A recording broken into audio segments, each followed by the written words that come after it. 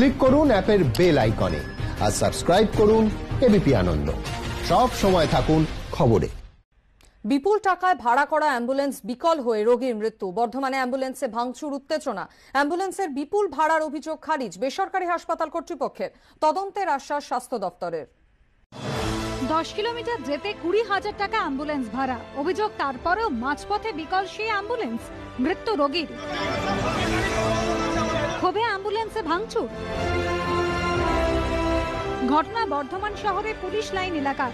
মৃত স্বপন কুমার দাস মেমারি সাতগাছিয়ার বাসিন্দা। পরিবার সূত্রে খবর, গত শুক্রবার তাকে বর্ধমানে উল্লাস মোড়ের কাছে টেরেজা হাসপাতালে ভর্তি করা হয়। ভালো চিকিৎসার জন্য তাকে নবাবহাটের একটি নার্সিংহোমে স্থানান্তরিত করার সিদ্ধান্ত নেয় পরিবার।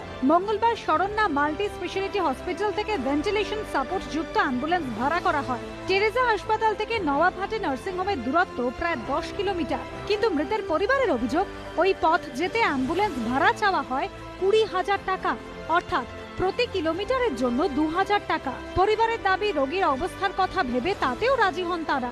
কিন্তু 1 কিলোমিটার যাওয়ার পরেই বিকল হয়ে যায় অ্যাম্বুলেন্স। অভিযোগ, বন্ধ হয়ে যায় ভেন্টিলেটরও। তার জেরেই মৃত্যু হয় রোগীর।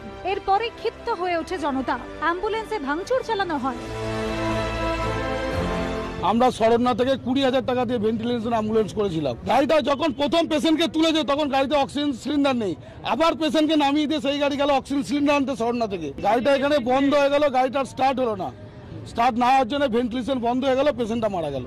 শরণ্যা মাল্টি সুপার স্পেশালিটি হাসপাতালের ম্যানেজারের দাবি, 20,000 নয় 5,500 টাকা ভাড়া চাওয়া হয়েছিল। যান্ত্রিক কারণে অ্যাম্বুলেন্স বিকল হয়ে গেলেও ভেন্টিলেটর চালু ছিল। গাড়ির ভেতরে যেগুলো সাপোর্ট দরকার সেই সাপোর্টগুলো সবই ছিল, গাড়িটা ব্রেকডাউন করে। ভেতরে চার্জ ছিল ইউপিএস এর, সেই চার্জের মাধ্যমে ভেন্টিলেশন মনিটর সবই চলছিল। গাড়ি ব্রেকডাউন হওয়াতে সব বন্ধ হয়ে যায়। ভেন্টিলেশন এখনো চলছিল। আপনি চাইলে আমি এখনো অন করে দেখাতে পারি।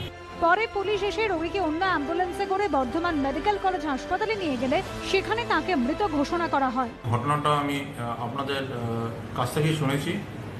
এখনো পর্যন্ত কোনো অভিযোগ জমা আমার কাছে পড়েনি, কিন্তু অভিযোগ জমা পড়ুক না পড়ুক তদন্ত হবে এবং আমরা কিন্তু এটাকে যথাযথ ব্যবস্থাও নেব। মৃতের পরিবারের প্রশ্ন, তদন্ত হবে ঠিকই, কিন্তু এত টাকা অ্যাম্বুলেন্স ভাড়া করেও যে রোগীকে বাঁচানো গেল না, তার দায় কে নেবে? কমল কৃষ্ণদের রিপোর্ট, এবিপি আনন্দ, পূর্ব বর্ধমান।